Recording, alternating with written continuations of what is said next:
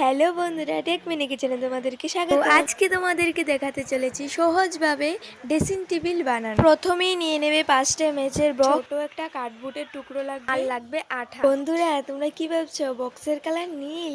আরে আমি কালার করেছি, তোমরা বললে যে কোনো কালার। এই সহজভাবে বক্সের উপরের পেপারটা ফালিয়ে দিতে পারো। এই দেখো, এখন আমি কার্ডবোর্ডটাকেও কেটে রং করে ফেলেছি।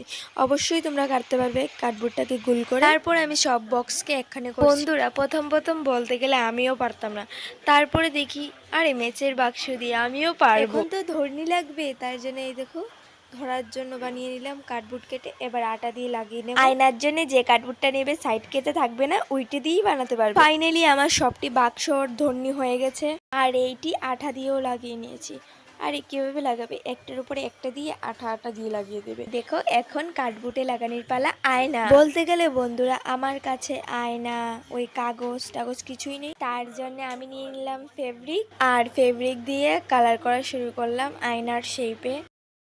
আমি আস্তে আস্তে পুরোটাই আয়নার শেপে ভরে ফেলেছি। সো ফাইনাল লুক গাইস, কেমন হলো আমার ছোট ড্রেসিং টেবিলটা অবশ্যই জানাবে, আর একটা লাইক করে দেবে প্লিজ। যারা ভাবো এত কিছু লাগবে এটার জন্য, তাদেরকে বলছি তোমরাও ট্রাই করতে পারবে। আর ভালো লাগলে ভিডিওটাকে লাইক, কমেন্ট, সাবস্ক্রাইব অবশ্যই করবে।